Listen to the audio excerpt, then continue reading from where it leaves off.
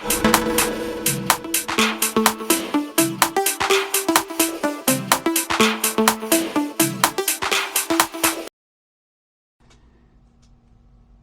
there, Tyrant here, and I just finished watching the motion picture Coco by Disney and Pixar. Uh, Sadly, no one else wanted to join me, so it's just me today. So, what did I think of the film? The film was wonderful. So, it's hard to go into detail. How about this? I'll do it this way. I'll split it into two things. Here's a non-spoilers. The film, it was beautiful. The details they got into this was amazing. It reminded me of my grandmother's hometown that I visited many times. They did their homework. It looks and feels original. The music was really well done, and though it felt a little off personally, being all English, as well as some of the voice actors, they did a really great job. The voicing was actually not too bad. I actually didn't feel unimmersed with it, but I personally felt, as far as the vocals, it would have been, it feels like, for me personally, it'll sound better if it was in Spanish, because it does all take in Mexico, so it kind of feels a little bit funky. But for what it is, being a film for the masses, English being the mass, it does good there. So music was great. It felt like you were there. It's amazing. All the attention to detail they did. They've been a lot of videos that they posted up of the work they put into it, and I'm not gonna lie, they were telling the truth. They all the frets, from all the detail to the cities, to the I would say the afterlife. It was all done really well. The story itself, I felt, of Miguel trying to find his great grandfather, to kind of fulfill his life of music, since his family denied him of that, was very interesting. I'm not gonna lie. That's an interesting tale.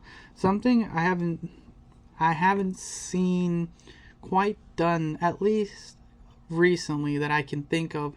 No film really comes to mind at the moment.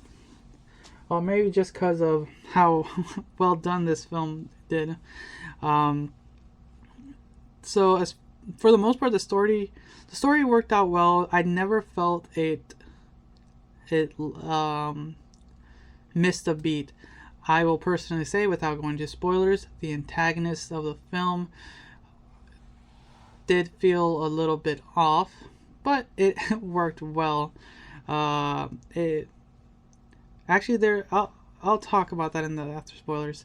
For the most part, I would actually rewatch this film one more time. It does have a lot of emotion. It does have a lot of thrills. It does a lot, and I'm more than happy to go see it again. If I can, I'm more than happy to get it on DVD and actually see how the Spanish crew will do. Spanish voice actors, I'm hoping they will make up for it. I just want to at least see it at least one time in Spanish.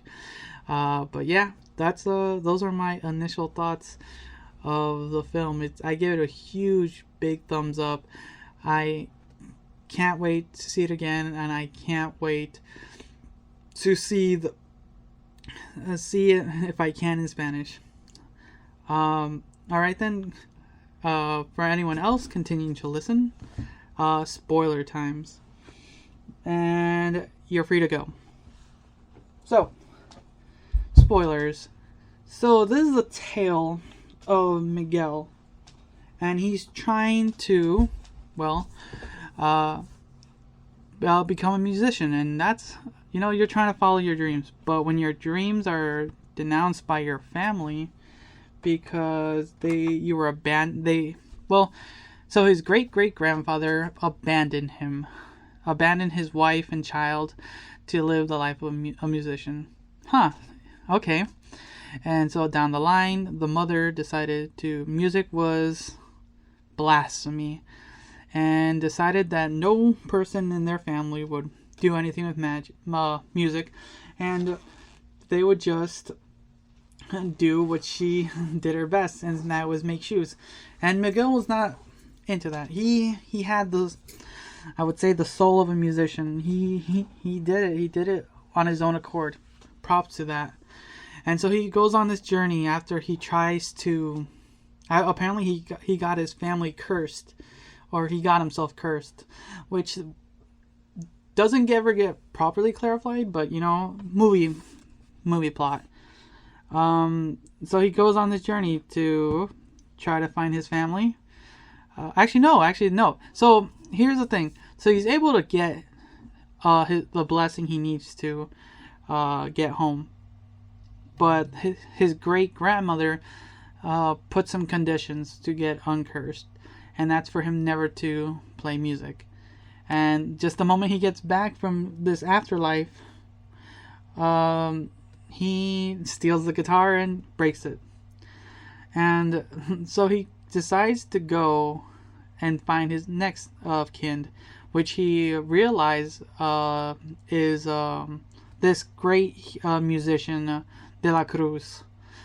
So he decides, I don't need your blessing. I have my great-grandfather.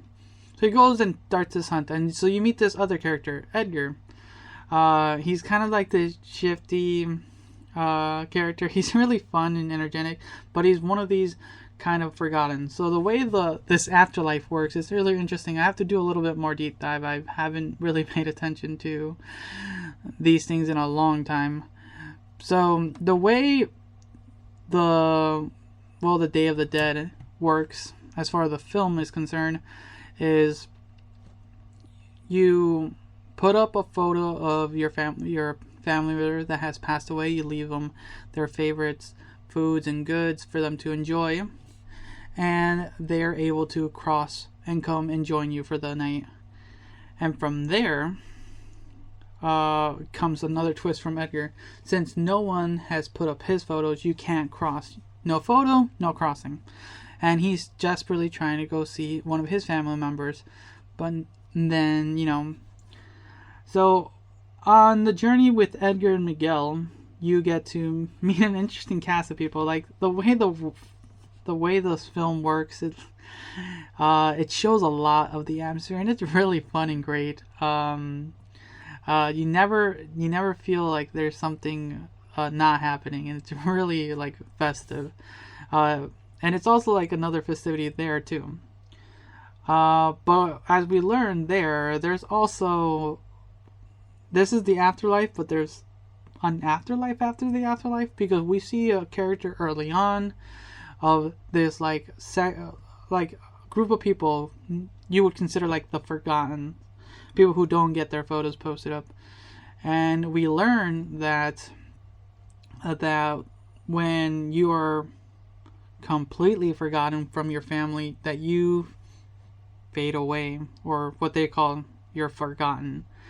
So your stories, your life is forgotten from the living. So that's an interesting concept. I like that. That was a fun idea they put in there, and so going from there, so Miguel is trying to find De La Cruz, trying to get all this, and while his other family is trying to hunt him down to, try to help him get back to, his family's trying to get him back, and I see it. So they feel, this is what's interesting. So they do a bait and switch, so it's common. So his family is trying to get him back. That's good, but he's not accepting that. All right, movie plot, doing fine. Like I'm getting it. This is where it gets to the page turner. So they get to De La Cruz, whole shenanigans stuff, and it turns out Ton ton ton. De la Cruz is the main antagonist. What did I feel about that? Well, it wasn't bad, but it wasn't good. It felt well. It felt like a novela. This guy. Well, we also find out that Edgar was his partner, so he was the songwriter. So he was the legend that made De La Cruz. So Edgar was the forgotten writer, while De La Cruz became a famous singer. Yeah, that's the plot that really thickens. Like, all right, I'll let that be. It wasn't okay. That's normal plot. I'll take it. But I think if it, I don't know. I don't know if they could have made it better. It worked out well. There was a lot of shenanigans happening there. But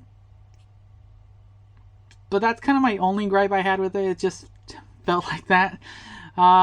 Because the main thing was always for Miguel to try to get back, and we find out that De La Cruz was not his real great grandfather, but Edgar was. Well, where that came from, like, okay, it was interesting to get it in there.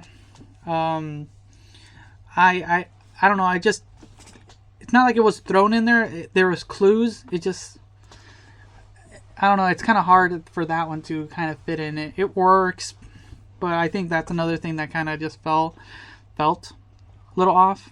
But it's just another movie plot, so it wasn't too bad. So yeah, those are my two gripes. The way we find out that Cruz is the main antagonist, and that Edgar is Miguel's great grandfather. This whole shenanigans, and that Edgar was murdered because De La Cruz kept wanting his songs. So that was those are my two gripes of the film. It's just those plot points, because the rest of the film is really well done. It's like gorgeous music, amazing. Well, it's great. Can be amazing if it was in Spanish. There are parts that will make you like have some feels. I'm not gonna lie. In the showing that I was in, there was people around me crying. It got me. I could feel it, the deep, dark parts of my soul. There was a little glimmer of light. It really hit, because the details they had to these people's faces were like so great, and the what was it? Miguel's great grandmother Coco, like, it's so weird because the way they like designed her face, it looked like a lot of grandmothers and great grandmothers of Hispanic people. Like, I'm not gonna lie, it almost looked like my grandma. It's like, it got me in the feels. So it's like, oh god, I'm not gonna lie, there were some very touchy moments, but that's kind of my just about it. Can I say anything more? I could say more, but I'm gonna end it there because I'm gonna start just rambling on. And that's it. That's what I thought of the film. There's so much to it. There's so much more I want from it. But if this is what I get, I'm happy what I got. So, thank you for listening. Until next time.